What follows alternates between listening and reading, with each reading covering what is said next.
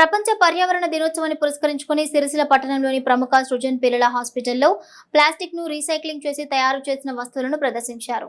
ప్రపంచ పర్యావరణ దినోత్సవాన్ని పురస్కరించుకుని సిరిసిల్ల పట్టణానికి చెందిన ప్రముఖ కవి రచయిత కందేపి రాణి ప్రసాద్ తన స్వీయ మేధస్సుతో ప్లాస్టిక్ రీసైక్లింగ్ తో తయారు చేసిన వస్తువులను ప్రదర్శించారు. ప్రముఖ సృజన పిల్లల హాస్పిటల్లో వేస్టేజ్ ప్లాస్టిక్ వ్యర్థాలతో రీసైక్లింగ్ చేసి పిల్లలకు ఆడుకునే విధంగా వస్తువులను రూపొందించారు. సుమారు 650 వస్తువులను తయారు చేసి ఈ రోజు ప్రదర్శనగా ఏర్పాటు చేశారు. ఆసుపత్రికి వచ్చే పిల్లల తల్లిదండ్రులు ఈ ఎగ్జిబిషన్ తిలకించి సంతోషం వ్యక్తం చేశారు.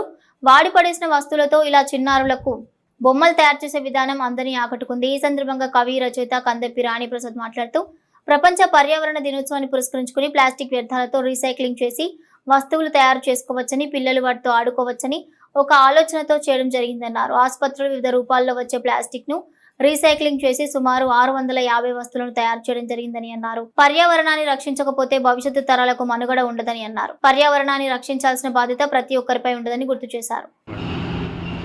ఈరోజు ప్రపంచ పర్యావరణ దినోత్సవ సందర్భంగా మేము ఈరోజు ఈ ఎగ్జిబిషన్ని పర్యావరణ హితంగా ఏర్పాటు చేశాము. మా తొలిసారిగా 1974 సంవత్సరంలో అమెరికాలో మొట్టమొదటిసారిగా ఈ పర్యావరణ దినోత్సవాలు జరిగితే బాగుంటాయి అని అన్ని దేశాలు కలిసి నిర్ణయం తీసుకున్నాయి. అప్పుడు 143 దేశాలు పాల్గొన్నాయి. ఆ తర్వాత నెక్స్ట్ 1975లో బంగ్లాదేశ్ ఢాకాలో జరిగింది తర్వాత సమావేశం. అలాగే భారతదేశంలో 2011లో మొదటిసారిగా భారతదేశంలో ఈ పర్యావరణ దినోత్సవం జరిగింది. మళ్ళీ 2018లో మనకి భారతదేశంలో జరిగింది.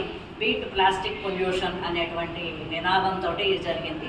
ఏమైనా సరే ఇప్పుడు పర్యావరణ కాలుష్యం వల్ల మనకు జరుగుతున్నటువంటి నష్టాలు ఎన్నో మనకు తెలుసు. ఈ రోజున ఇప్పుడు ప్రజెంట్ మనం ఎండాకాలంలో ఉన్నాం కాబట్టి ఇప్పుడు ఇంట్లోంచి బయటకు రాలేని పరిస్థితి, ఈ ఎండలు అధికమైనటువంటి ఉష్ణోగ్రతలు మనకున్న ప్లాస్టిక్ పర్యావరణ కాలుష్యం వల్లనే మనకు జరుగుతున్నాయని తెలుసు. ఇంతకు పూర్వం మనకు గ్లోబల్ వార్మింగ్ కానీ ఇవన్నీ లేకున్నప్పుడు అక్కడ బాగుండేది. భూగ్రహం చివరన ఉన్నటువంటి భూగ్రహం ఎండ్స్లో ఉన్నటువంటివి మనకు అక్కడ ఉన్న మంచు కరిగిపోవడం వల్ల మనకి ఇలాంటి ప్రమాదాలు జరుగుతున్నాయి. అంతేకాకుండా మనకు కాలుష్యం జరిగి ఈ పారిశ్రామికమైనటువంటి కట్టడాల వల్ల, ఫ్యాక్టరీల వల్ల, మన ఇంధనాల వల్ల, వాటన్నిటి వల్ల కూడా పొగ పైకి వెళ్ళిపోయి అక్కడ ఉన్నటువంటి ఓజోన్ పొరకు రంధ్రాలు పెట్టడం వల్ల మనకు అనేకమైనటువంటి క్యాన్సర్ జబ్బులు కూడా వస్తున్నాయి. మేము ఇటీవల న్యూజిలాండ్ వెళ్ళినప్పుడు అసలు బయట ఎండకు కొద్దిసేపు కూడా నిలబడకూడదని అక్కడ చెప్పారు. న్యూజిలాండ్ దేశం అంతా కూడా అక్కడ ఓజోన్ పొర లేనటువంటి లేదా క్షీణంగా ఉన్నటువంటి దేశం అట. అక్కడ చర్మ క్యాన్సర్లు అధికంగా వస్తున్నాయి. ఇట్లా ప్రపంచం మొత్తం కూడా అదే పరిస్థితికి మారిపోతే మనకు పర్యావరణం జరిగేది, మనుషులు బ్రతకగలిగేది ఉండదు. కాబట్టి మనకి చేతనైనంతలో పర్యావరణాన్ని కాపాడుకోవాలనే ఉద్దేశ్యంతో మేము మా హాస్పిటల్ తరపు నుంచి ఇక్కడ ఉండేటువంటి ప్లాస్టిక్ అన్నింటినీ కూడా రీసైక్లింగ్ చేశాను.